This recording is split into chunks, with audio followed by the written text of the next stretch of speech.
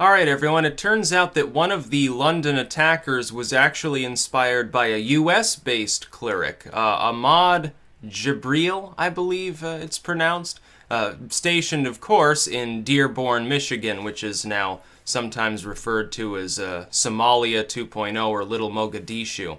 Extremist cleric who actually was jailed for multiple counts, I believe, of fraud some time ago, was released. Now has his mosque there and preaches various jihad sort of related stuff. But let's keep having a conversation about whether we do or do not want some small town little pulpit in the middle of nowhere, some little Christian parish, to be able to weigh in on the U.S. elections, like that's going to violate the Constitution somehow. Let's keep debating over that and not worry about the fact that we have clerics in the United States that are openly preaching that, yeah, you should kill non-believers, you should kill gay people, you should beat your wife, it's okay to have, like, arranged marriages and stuff. That's perfectly acceptable. That's not a violation of any law, it's free speech, free expression, blah, blah, blah. Let's keep worrying about whether some church decides to endorse a politician or something like that. I think that this is nonsense, and we need to have it one way or the other, not have it both ways. Either we do or we do not consider religious bodies subject to some rudimentary level of speech regulation. Now, I take up the tack of this. This is what I would say. I support unadulterated free speech. I do not care that some cleric in Dearborn is preaching hate. If that influences somebody to actually conduct attacks, and under our laws would be considered incitement, go ahead and prosecute the individual. They shouldn't be shielded by the fact that they're a religious individual. Otherwise, I don't really care what they say. That includes Christianity. I happen not to be a Christian, but if they want to talk about, oh, this politician's better, more biblical than the other according to our interpretation or something, it's take it or leave it. You either listen to that material or you don't. If there's incitement, that's a different scenario, I would suppose. I think it's funny. There are people in this country, including Christians, that are more worried about the idea that some church that they wouldn't necessarily agree with, like a Catholic wouldn't necessarily agree with the political views of some fire and brimstone church in Georgia. Some Protestant congregation in the Deep South may not agree with some extremely left-leaning sort of Catholic body or Unitarian body in San Francisco or something like that. Let them say what they want, take it or leave it. If there's incitement, go after it, and don't consider it shielding of these individuals because they happen to be religious. Look, if somebody was suggesting, oh yeah, we should kill members that are outside of our congregation, like you have some really weird group, some cult, we would call it, saying, yeah, we need to murder people who are, the end times is coming, and we've been instructed by the gorilla god to go kill people who don't believe as we do. I think that would be considered incitement. If you simply have an unpopular or bigoted opinion, something totally different, I think the hypocrites on the left are their own worst enemy. They seem to still be in this mindset that was maybe true 15 years ago and is no longer true. That Christian bodies around the country are the primary enemy of the progress that they wish to promulgate. Equal rights for women and gays and so forth, tolerance and, not attacking people, not being total shitfucks. They seem to think that the primary enemy is still Christendom, because Christendom happens to be the majority religious movement within the Western world. Now, if you split it down along more sectarian lines, which it is, Catholicism, the Protestants, the Mormons, Jehovah's Witnesses, all these different groups, no single group would form a major majority within the United States. I think a third of the population is like Catholic, and like a quarter is what you would consider more religious Protestant, and then another quarter is like, all these other uncategorized Christian movements, but they're all Christian. They still think that that's their enemy. Meanwhile, you've got somebody in Dearborn and other clerics across the country doing the same thing, saying, yes, no, we shouldn't tolerate homosexuals. They're evil. Like, we're commanded to kill them. Disobedient wife, you should beat her. All this, like, equal rights for women's, you're not supposed to have domestic violence. Oh, that's nonsense. Oh, equal rights for everyone in the population? Oh, we should be able to, like, levy a 10% tax on people who don't believe as we do. No, that's your enemy, and it's growing right now in the Western world because nobody wants to address the issue. I'm essentially being paid at this point to sit here and say things that other people really, really want to say but often can't. Europeans can't talk like this because of their censorship. Many Americans can't even say what I say on a daily basis because they have a 9-to-5 job. They have to worry about their employment. They've got family situations and stuff like that, people around them that would get really rankled at what they say. I'm at liberty not to care about these issues, so I can keep harping on them. And I am telling the people, I'm speaking to the left when I say this. Your enemy, if you support gay rights, you support equal rights for women, you're tired of proxy conflict, you don't want a violent society, you want a society in which people get along, try to leave one another alone. Christendom is no longer your enemy. I used to think like you 10 years ago. I said, oh, look at these backwards, like, fundamentalist movements want to take us to the Stone Age. They don't believe in any of these sort of, like, equal rights and stuff like that. They openly express at least intolerant views, if not outright violence. It's a big problem. They've backed off on that, largely. They've continued to modernize. Meanwhile, you're sitting by and saying nothing because you don't want to get labeled an Islamophobe.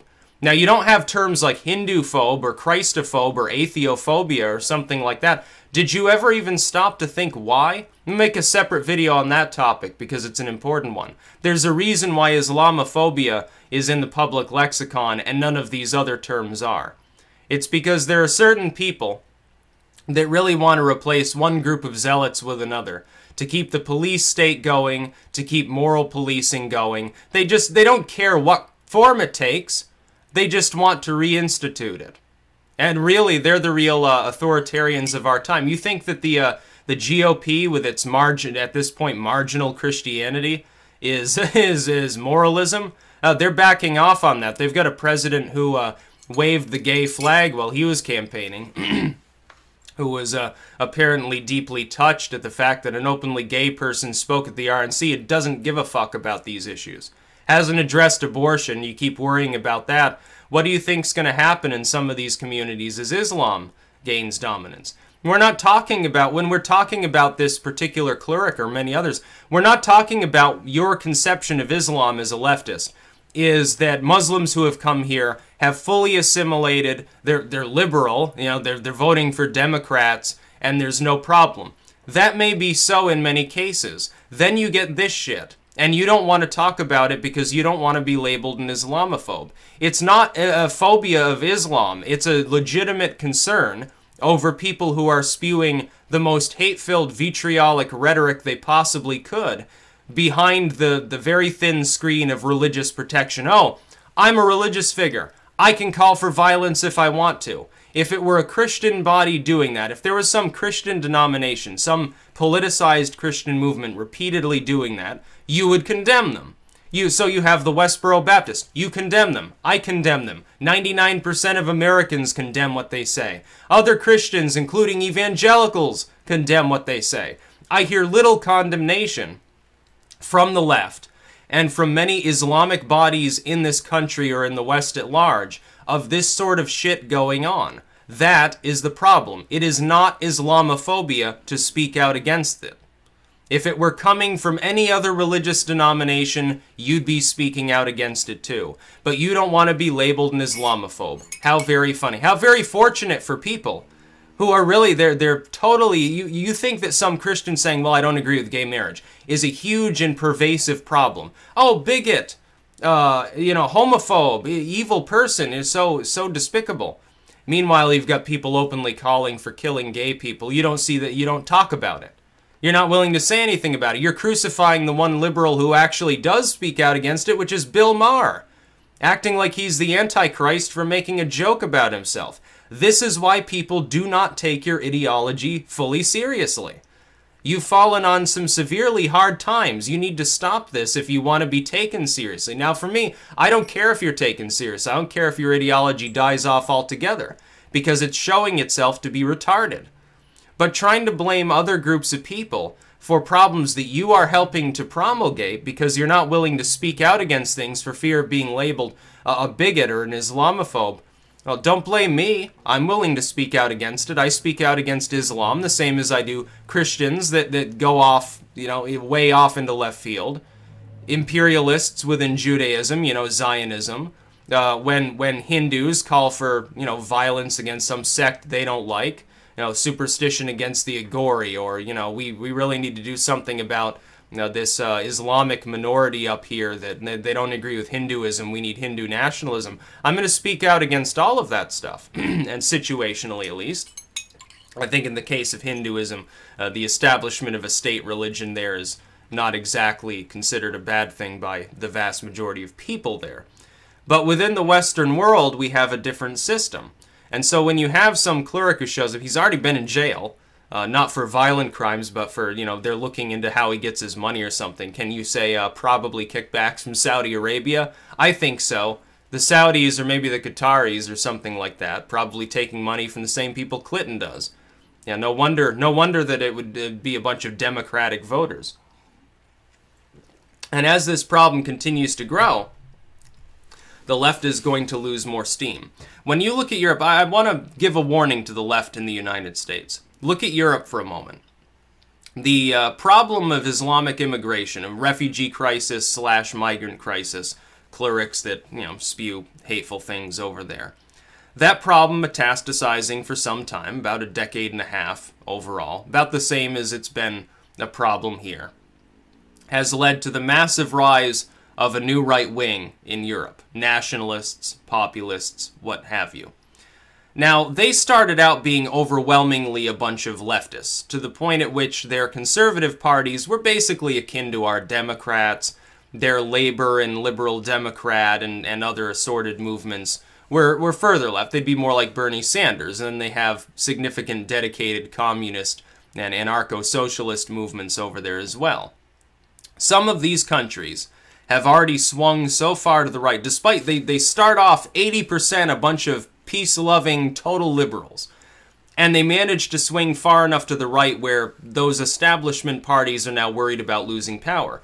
We're starting from a 50-50 mix, and the problem is beginning to grow here. It will not take long for a very, very substantial proportion of the U.S. population to adopt populism and nationalism. These people are like, they're like Eurocentric within the alt-right or new right or whatever group. They're just part of the anti-left.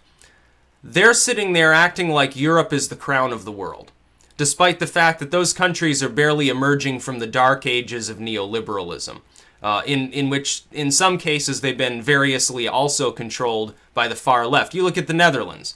Who's the minor partner in the main coalition running the country? It's no longer another centrist movement. It's a far-left green movement. This is what's happening all over Europe. Europe won't be the herald of the backlash against the invasion of the Western world. It'll be the United States. I can guarantee you this. It won't be any European nation. The UK might be on board. Otherwise, no, it's the United States. We just elected a populist, supposedly a mild reformer, but a populist in name at least, to the presidency of the United States. We did this despite only one election ago being run by someone who was branded by his political opponents as a Muslim socialist. We have already swung so far in the last few years, and it's going to keep going on it. Trump will probably win re-election if he runs. It's going to keep going. All of these people who speak very loudly are ultimately in now a decreasing minority, which is the left, the neoliberals, because of this one issue above all else. Now, there are other issues in tandem with that. There's certainly voting with your wallet. There's certainly the issue of taxation. The Republicans haven't done anything about that. They should. There's the immigration crisis here in general, most of which concerns Catholics. It concerns people from the Hispanic world. It doesn't concern Islam. Then you have the fight, the bigger fight, I think, over refugees, Islam in general. And then you have this sort of stuff. The left is seen as very weak on these issues. Now, saying, well, we're the party of minority rights or we're the party of gay rights isn't going to work when you're sitting there saying nothing as clerics call for the death of homosexuals. It's not going to work. The racial issue will take a backseat to the nationalistic issue, which is either America first or globalism hurrah. That's what's going to happen. It'll be far, far worse for you than it is for these left-wing or establishment movements in Europe. That's just a prediction here. It won't even take that long. It won't even take a decade. Oh, trust me, it won't take a decade. You'll see some backlash from the far left, which actually still has some balls compared to the neoliberals and the Democratic Party. They could very well slip into minor party status. Do not underestimate the current paradigm shift that's still underway.